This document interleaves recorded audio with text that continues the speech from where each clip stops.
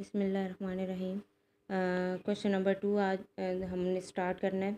Give short answers. Number 1 है इसका, differentiate between saturated and unsaturated solution. इसमें आपने डिफरेंस बताना है सैचुरेटेड और अनसैचुरेटेड सोल्यूशन का। तो सैचुरेटेड और अनसैचुरेटेड की डेफिनेशन और वह एक एक एग्जांपल आप इस क्वेश्चन के आंसर में लिखेंगे। नंबर 2 है give example of a solid solution containing two solids.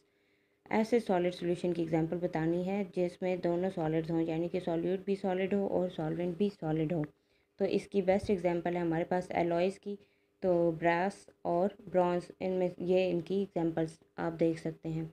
Can you call colloid a solution? क्या कोलाइड को हम सोल्यूशन कह सकते हैं?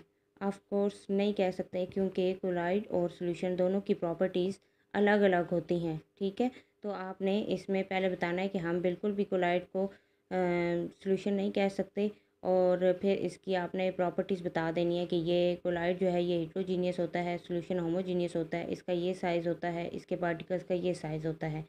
ठीक है, उसके बाद 4 है आपके पास, gasoline does not dissolve in water why. कि जो गैसोलीन है वो वाटर में डिज़ोल्व नहीं होती, क्यों? इसका आंसर आपके पास सॉल्युबिलिटी वाले टॉपिक में आप लास्ट जो पैराग्राफ है उसमें है। ये देखें, gasoline and oils don't dissolve in water, look into the nature of gasoline and oil molecules. Gasoline and oil molecules are non-polar in nature. The attraction between a water molecule and oil or gasoline molecule is very weak, so the liquids are insoluble in water.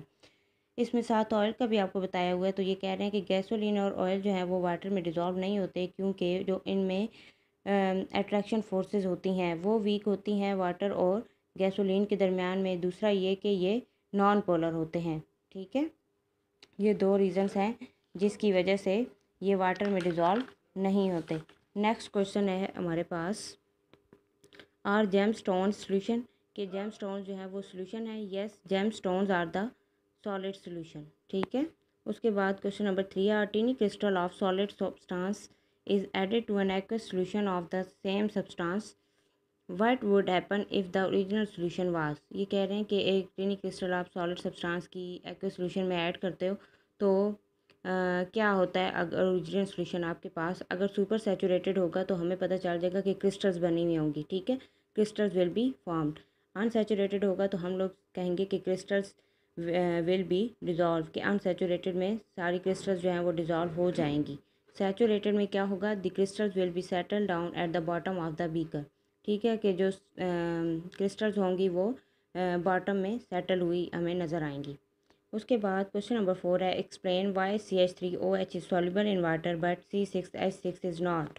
ये कह रहे हैं कि आपके पास CH3OH जो है वो soluble है वाटर में, जबकि C6H6 जो है वो नहीं है।